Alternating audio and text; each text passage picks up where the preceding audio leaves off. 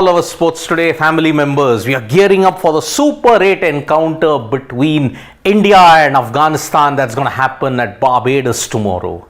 But more importantly, there have been a lot of other events that have been happening side by side when it comes to the World T20. And the immediate aftermath of what has happened in the T20 World Cup, Kane Williamson. Now, Kane Williamson has declined a central contract for New Zealand for the 2024-2025 season, which means he's no longer the white ball captain. Now he's wanting to explore certain opportunities because there is a period in January where New Zealand don't play any kind of cricket whatsoever. So does this mean Kane Williamson's New Zealand career is over? No. He has stated that maybe for 2025-2026 he would want a central contract. Just this 1 year he just doesn't want to ensure he gets a central contract because his form has not been there. He's been grappling with injuries. Plus New Zealand's fortunes, when you look at white ball cricket, have taken a big hit. And because of that, the immediate aftermath in the T20 World Cup is that Kane Williamson is without a central contract. He may go the Trent Bolt way. He may not go the Trent Bolt way. So that is the next thing that we are doing. I'll be doing a special video on that, so do check that out. What is the future for Kane Williamson when it comes to New Zealand? Again, let me reiterate, he's not said no forever to New Zealand cricket. Now, the storm that is brewing on social media is all on Rauf. The action that he did against the fan, was it right? Was it wrong? It's a split verdict. Because he has broken his silence on social media by stating, I decided not to bring this on social media, but now that the video is out, I feel it is necessary to address the situation. As public figures, we are open to receiving all kinds of feedback from the public. They are entitled to support or criticize us. Nevertheless, when it comes to my parent and my family, I will not hesitate to respond accordingly. It is important to show respect towards people and their families, irrespective of their professions. Now, perfection in sport is impossible. Sure, Rauf has not had a good time. Sure, Rauf has not had performances to back up. But was the behavior of the fan very poor? You may say to the liking of many? No. You can't taunt, you can't hurt or abuse family members. This is the problem with the Indian, Pakistan and the British setup that is there when it comes to fans. I have specifically pointed out three. Because they always cross the line. That has always happened and will continue to happen. India and Pakistan, that's how it is.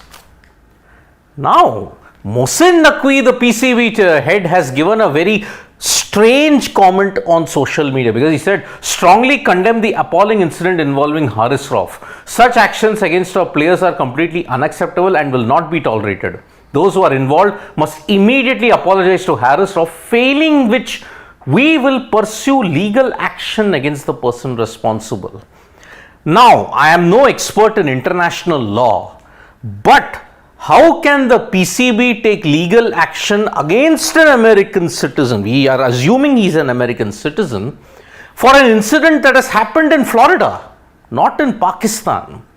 Now, how on earth are the international laws going to apply in this particular case? Was it a case of universal assault? Was it the case of a terrorist attack? We don't know at this point in time. So, this particular thing about taking legal action against the individual, how will Pakistan do it? That is the one thing which the PCB may have to answer in the near future. South Africa are today beginning the Super 8 stage of the T20 World Cup by taking on the USA. Now, for the next 1 week now, you're going to see matches which will begin at 8 p.m. IST and 6 a.m. IST. So, in this way, one has to now ensure that the business end of the T20 World Cup is finally upon us. Can South Africa make a winning start? Because they are in the group of death, if you have to look at it. Whatever he touches turns to gold. I've said it again and again and again. Neeraj Chopra yet again has shown why he is the greatest of all time when he's won the Paavo Nurmi games in Finland. It was in Paavo Nurmi about a couple of seasons ago where he started his golden journey towards redemption. And because of that, after Tokyo, Paavo Nurmi's happened, and after that, he secured success in the World Athletics Championship. And because of that, Neeraj Chopra, greatness continues to be enhanced every single time. There is great news when it comes to the world of Indian chess yet again, with Arjun Erigaisi managing to ensure that he remains the world number 4, and at a certain point in time his live ELO rating crossed 2,823. He's only 17 points behind Fabiano Caruana at this point. So, after winning in Armenia, which is a classical format, he's now going to shift focus to rapid chess. But Arjun Erigaisi, through his performances, is ensuring that he could perhaps become the second Indian after Vishwanathan Anand to get to the 2,800 ELO mark. That 2,800 ELO mark, remember, in classical chess is like an average of 100 in test matches after playing 100 tests. That is how significant the 2,800 ELO mark is. So congratulations to Arjun Erigaisi for winning in Armenia. One hopes that he can continue the great run.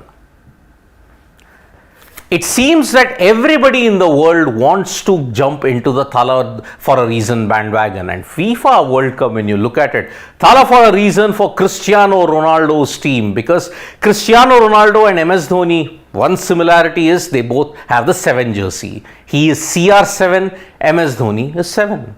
Thala for a reason indeed. And that is why, in order to capture the Indian audiences, FIFA World Cup's Instagram handle put out this particular reason for Ronaldo. Thala for a reason. And he is Thala for a reason because Portugal managed to beat the Czech Republic 2-1 in the Euro 2024 match.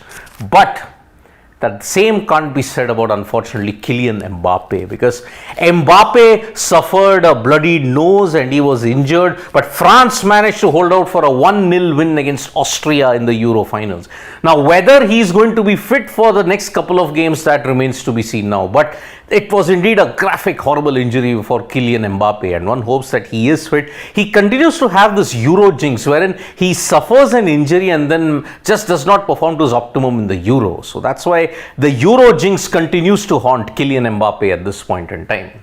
So, lots to look forward to with the T20 World Cup. After 1 day's break, the Super 8s is about to begin, followed by a 2-day break, by which we'll have the semi-finals, one at Trinidad, the other at Providence, where India hopefully gets to play. Most likely they will play at this point in time. Thank you so much, folks, for joining us for this video. Subscribe to Sports Today for all the latest news and analysis. Bye-bye.